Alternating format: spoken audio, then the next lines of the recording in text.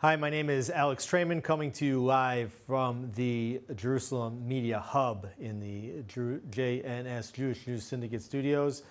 Coming to you live by myself on Jerusalem Minute as my partner in crime, my colleague Josh Haston, on the road trying to get back to Israel along with tens of thousands of others who have been stranded abroad.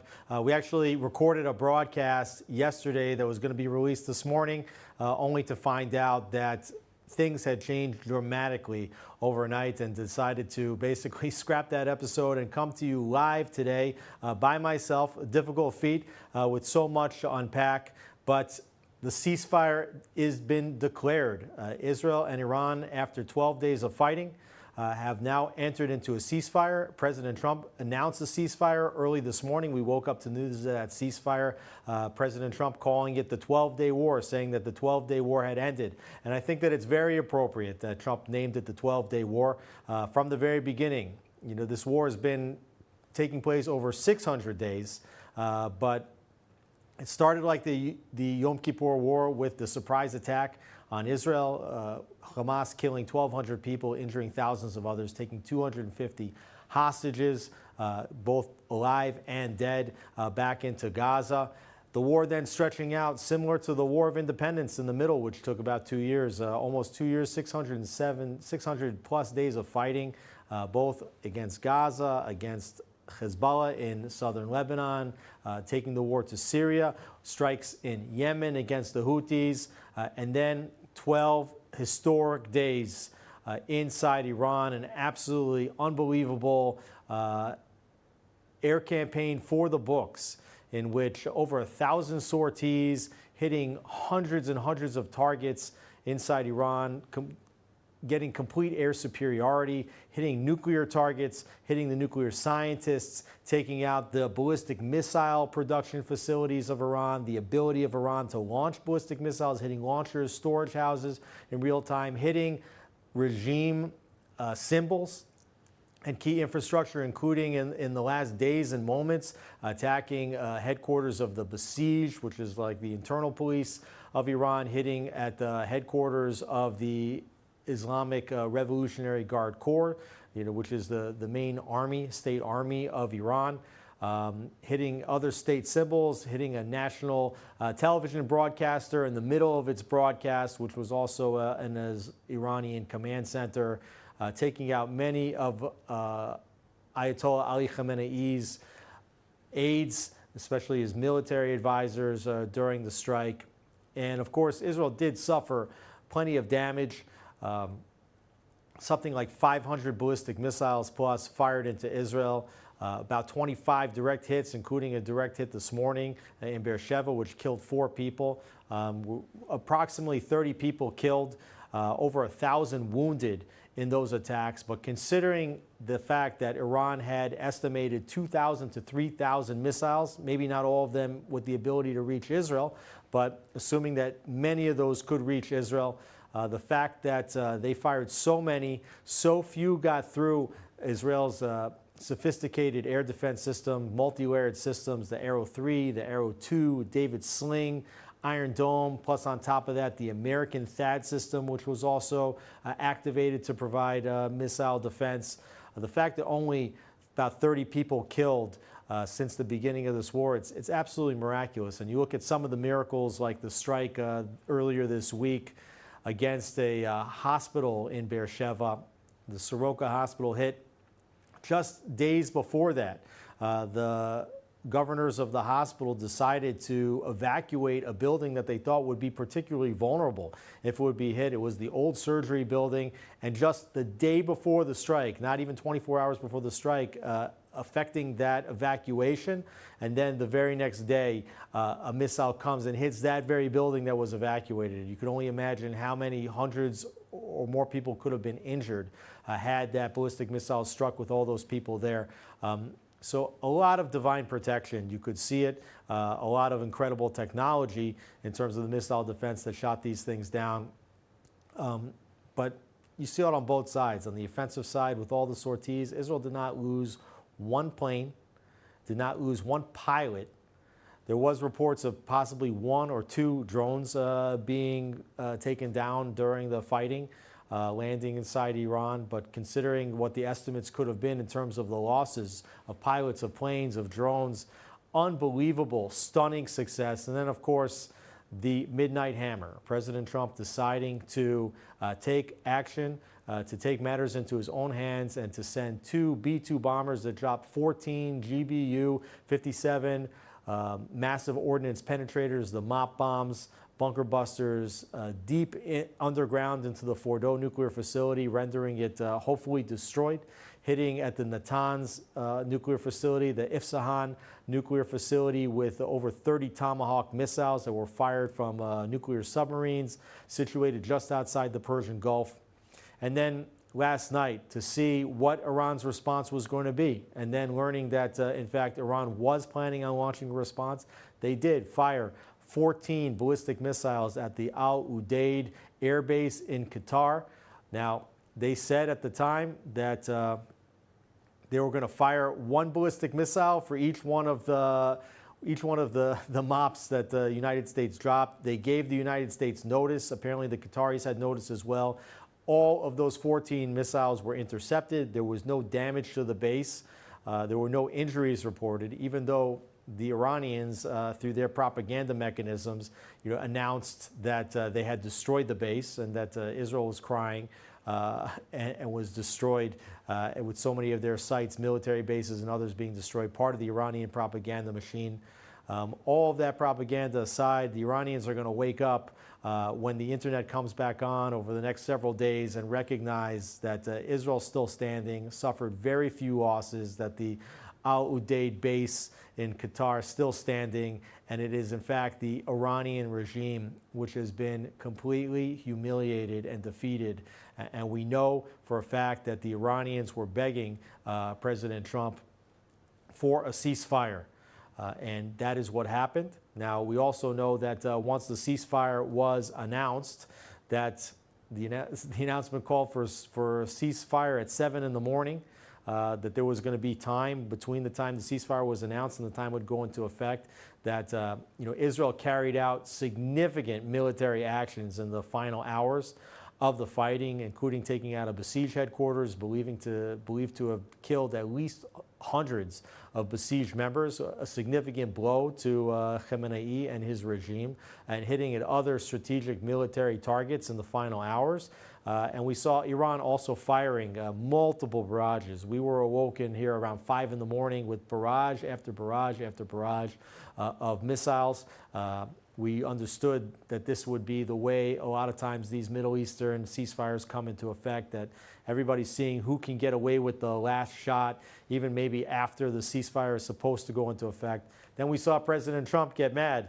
And it's really, I'd say, fighting a war in this social media environment in which every statement, every action, it goes under the microscope and is reported by every single news outlet and X feed.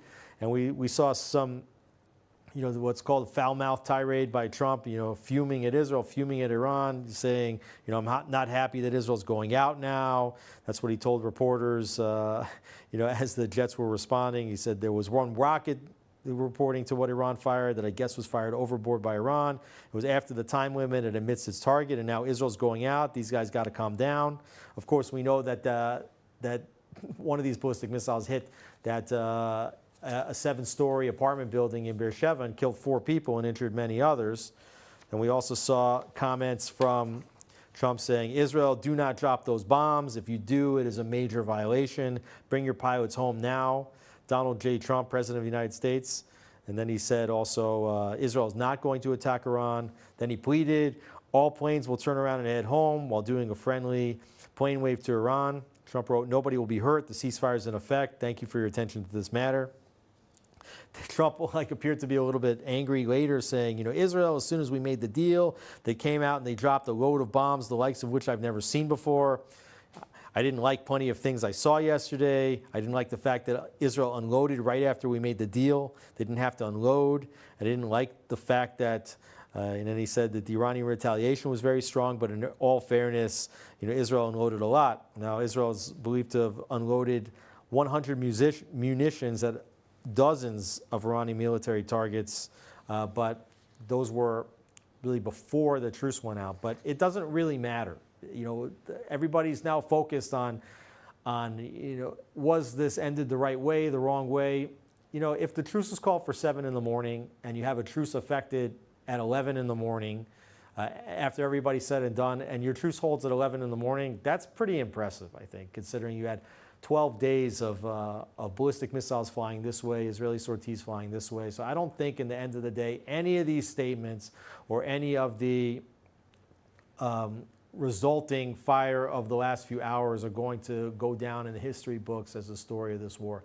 But what will go down in the story of this war is the stunning Israeli victory. And I wrote a piece on jns.org this morning called Israel Wins Stunning 12-Day War. Israel's Operation Rising Lion and America's Operation Midnight Hammer have finally defanged Iran's nuclear program and its ring of terror proxies around the Jewish state. In utterly humiliating Iran, the Middle East will no longer be destabilized by the world's former largest state sponsor of terror. And, there's a lot of concern in Israel about whether entering into the ceasefire was the right thing to do.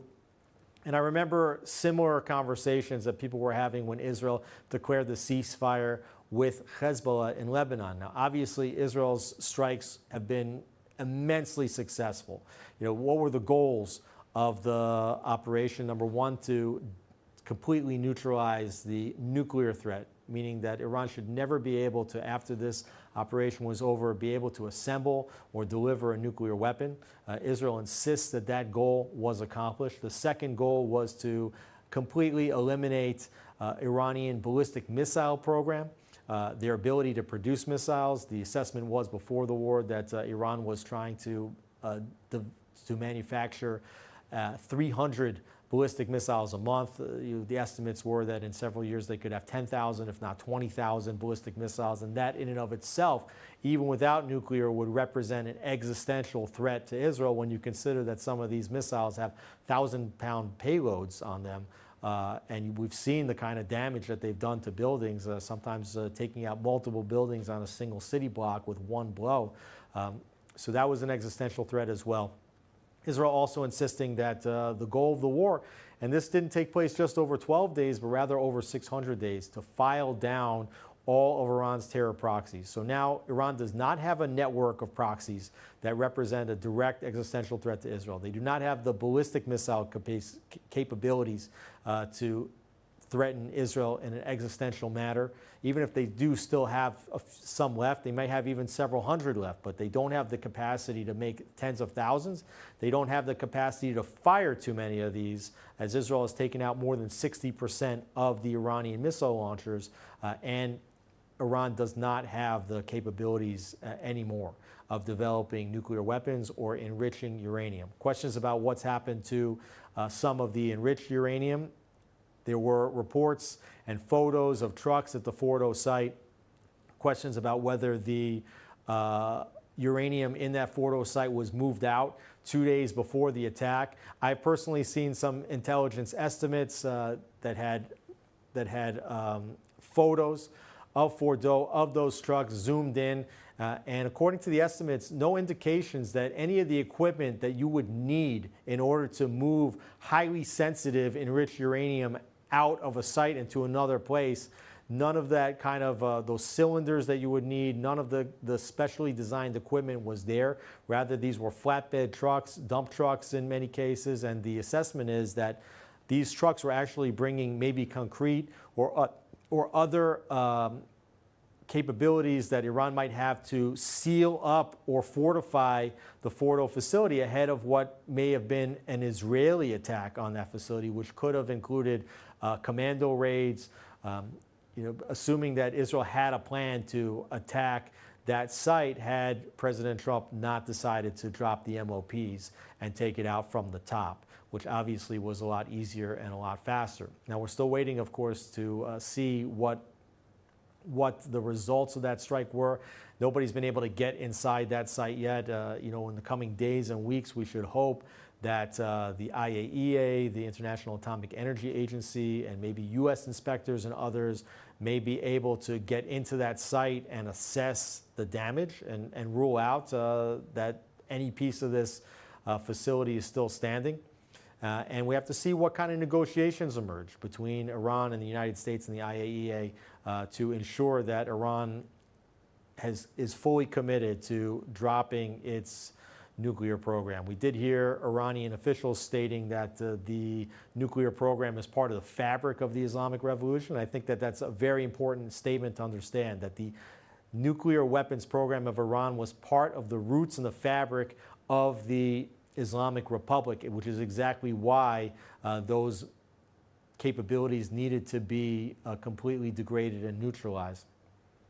But I do believe that, as is being reported, that Iran is the one that wanted this ceasefire, that they negotiated hard to get President Trump to announce the ceasefire, to convince Israel to announce the ceasefire. And as I mentioned before, arguments in Israel about whether this ceasefire is good for Israel.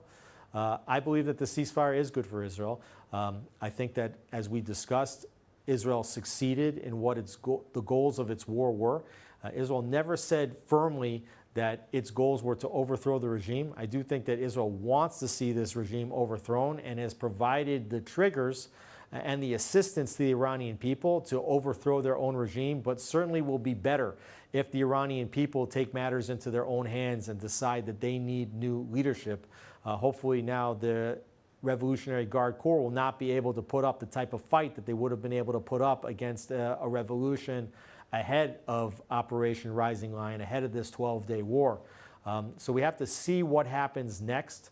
I do think that this regime has been humiliated, it's on edge, and the Iranian people, who have a revolutionary spirit, can read the tea leaves, and they can sense that the United States and Israel will prefer a regime change, even as President Trump wrote this morning that he's not interested in a regime change. I think it's very clear from his earlier tweet, and when he said, make Iran great again, that regime change is something that could be desired if the Iranian leadership is not going to lead to a better Iranian future. And we know for a fact that the current Islamic Republic, they've been hell-bent on screaming death to Israel, death to America, and building the military capabilities to affect their proclamations.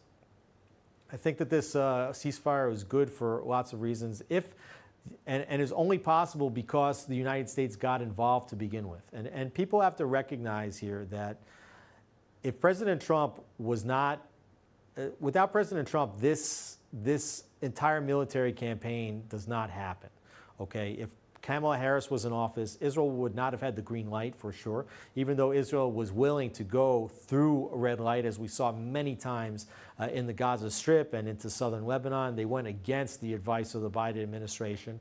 They might have been willing to go against the advice here as well, but President Trump provided the weapons that Israel needed. We saw Israel drop very heavy munitions inside Iran. Not only the number of munitions, but also, like, you see the size of the explosions. They dropped many 2,000-pound bombs. These 2,000-pound bombs are exactly the bombs that the Biden administration admitted to withholding from Israel. Israel didn't need those weapons in Gaza. They needed them in Lebanon, and they needed them for an attack against the nuclear sites in Iran. And the Biden administration withheld those, along with many other munitions. From day one, when President Trump got into office, he released those munitions, enabling Israel to replenish its stocks. And without those stocks, there's no way that Israel would have been able to carry out 1,000 sorties hitting all these targets inside Iran with heavy weapons. That just wouldn't have happened.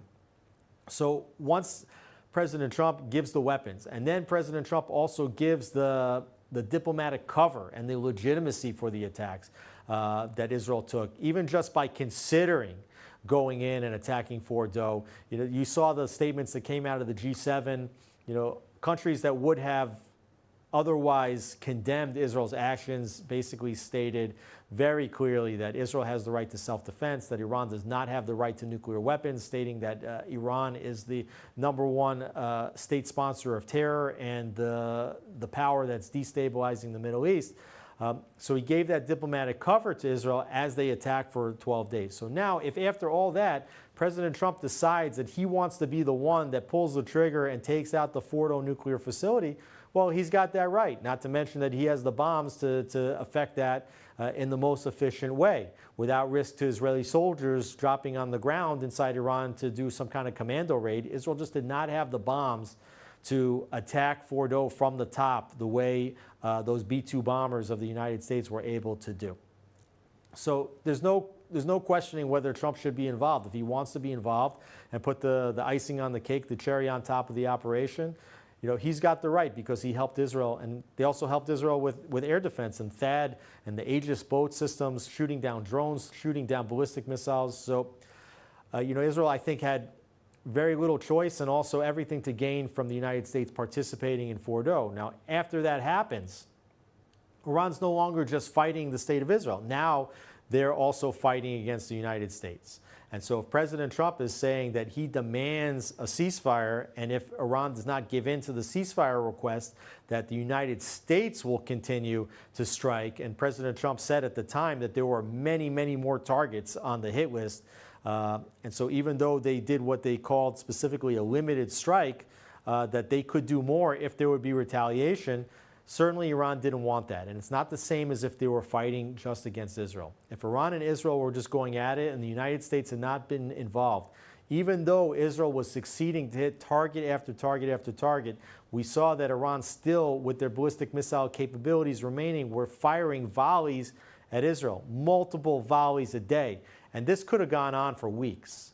We could have seen maybe 3 weeks, 4 weeks more of this, where Israel continues to hit targets, where Iran continues to fire ballistic missiles at Israel. That would have kept the airport closed. That would have kept Israelis running into bomb shelters. And we don't know how Israel could have potentially kept up this operation for too much longer with all of the sorties, probably the exhaustion of the pilots that have never conducted any kind of operation or training similar to what they just did. And I do think that the ceasefire is likely to hold. The Iranian Republic now has to regroup. And we'll see if the Iranian people take up to the streets and protest the way they did in 2009 against this regime. After the death of Neda Aga Sultan, which the anniversary of that death was just a few days ago, by the way. I think that was in 2009, that Green Revolution. Now, at that time, President Obama did not throw his support behind the Iranian people.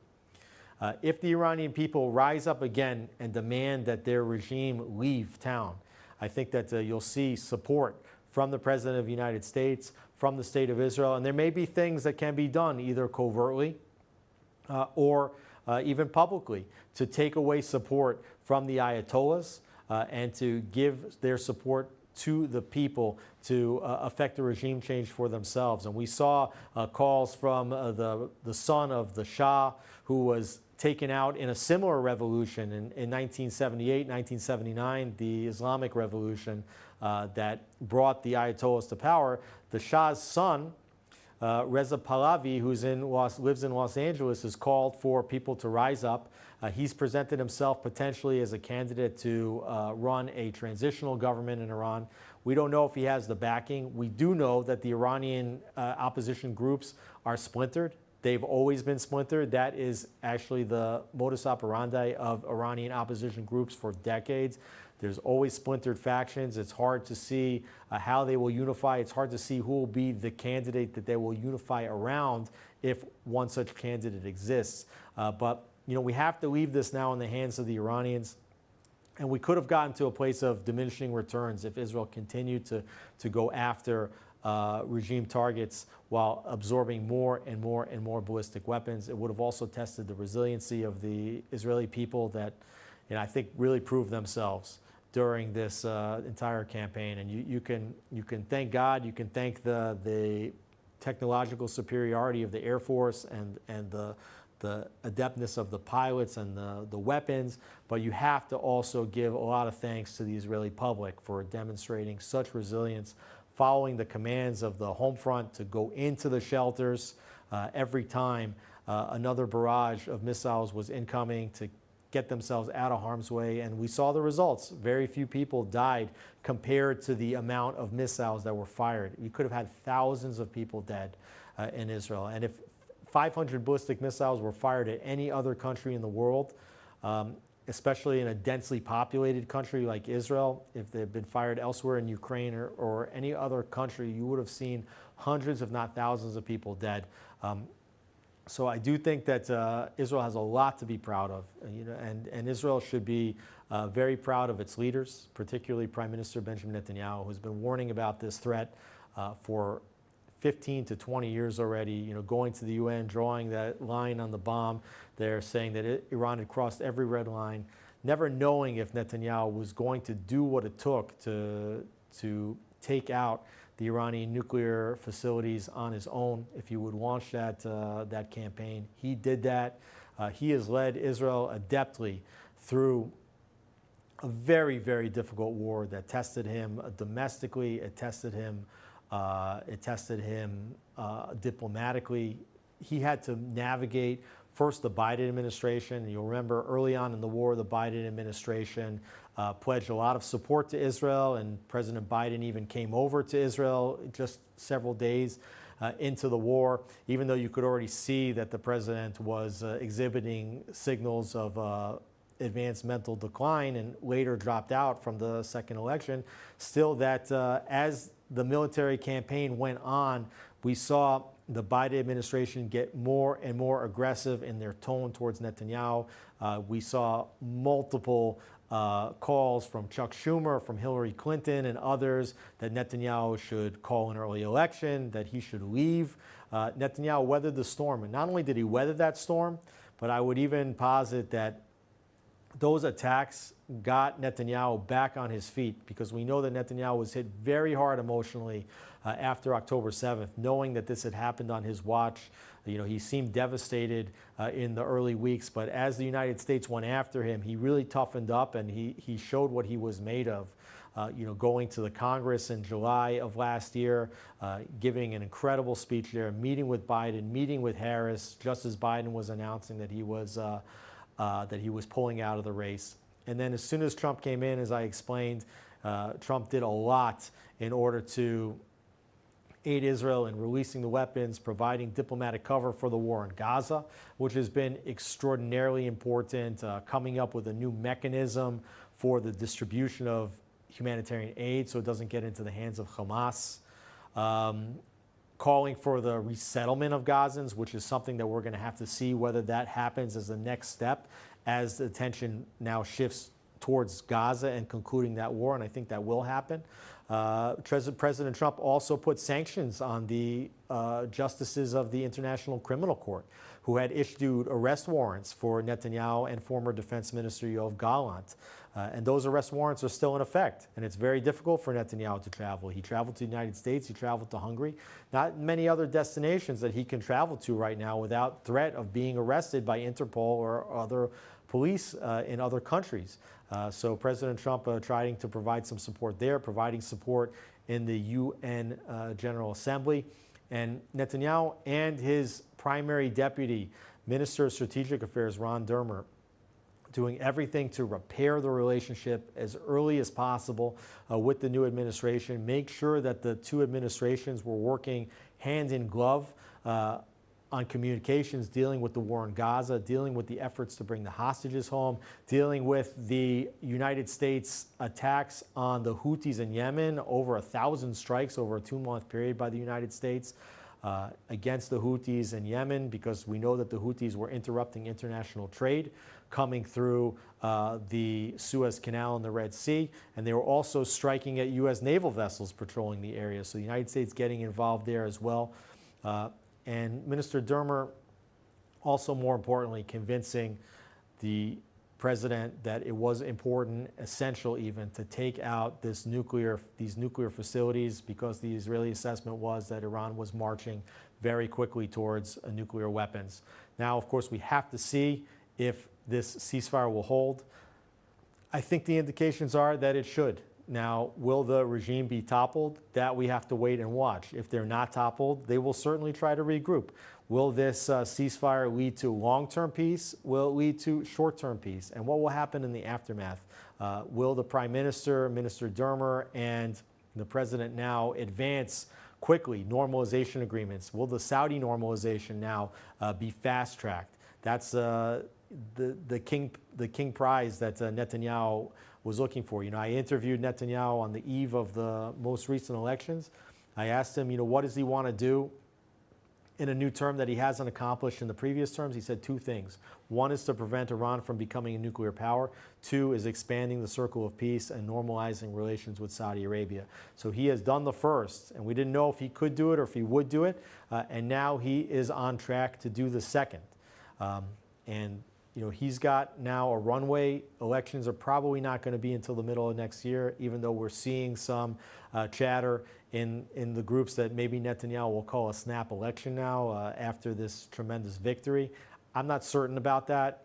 I think that the situation of the government is going to stabilize itself, at least for the next several months, and that the United States and Israel are going to work together to expand that circle of peace. They're going to try to fast-track Saudi, but it's not only going to be Saudi. I think that you could actually see normalization agreements with other Muslim-majority countries, including former enemy Muslim-majority countries. You might see, for example, what the president teased at, potentially a normalization agreement with Syria, who the United States is trying to pull back into its orbit. You might see potentially a normalization agreement with Lebanon. You might see even a normalization agreement with Iran if you get a new leadership in that country. Israel stressed over and over again that it is no enemy of the Iranian people. It is only an enemy of the Islamic Republic that screams death to Israel and develops the weapons and the terror proxy network in order to attack Israel. You take them out of the picture, you take the nukes out of the picture, you take the ballistic missiles out of the picture, you take the terror proxies out of the picture. If it's just between Israelis and Iranians, these are two peoples that had a long history of decent relations, and you might even see normalization between Israel and Iran. I wouldn't rule it out. I do think that this has the potential to usher in a complete era of peace for the next decade plus, if all the chips fall the right way. We have to see how this plays out. But meanwhile, Israel has a lot to be proud of. It accomplished incredible things. This is historic. We remember the historic Six-Day War, President Trump calling this the 12-day war. Even though it took 600 days, we'll go with 12-day war against Iran. Really stunning successes. So please do read the article, jns.org. Stick with our coverage. I would like to really praise the reporters at JNS, the news team, those on the desk, both in Israel and the United States, all the people that have submitted op-ed submissions to JNS during this time, all the video coverage, Yaakov Lapin, our military analyst, Josh Haston, who reported from the States when he wished that he could be here, and we hope that he'll be back in the studio soon. We've just continued to broadcast and to publish just about 24/7 throughout this conflict. We'll see now if things cool down. But if you do like what we do and you recognize that while the physical battle might be over, the battle of Israel's narrative continues.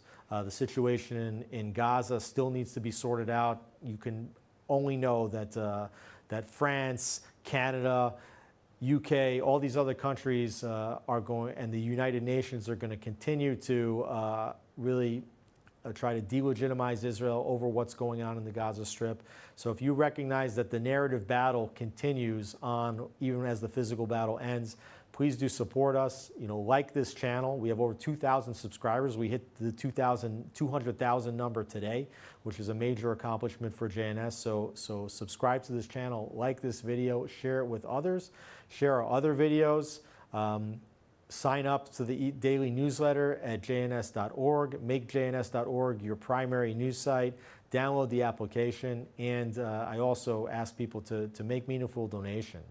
People give $18, people also give $100, people give $1,000, and people even give much more than that. It really helps us to continue broadcasting day after day after day in what has been some of the most difficult conditions over the last 600 days. But we're committed to you, and we're glad that you are committed to us. We are a reader-supported 501c3, so all donations are tax deductible. So thank you for joining us. Thank you to Ryan Lifshitz, who's behind the glass. Thanks to Zach Sickerman, Yuri Svirsky, and thank you to all the readers and viewers of JNS.org. Looking forward to providing some more updates for you soon. Thank you, and good evening.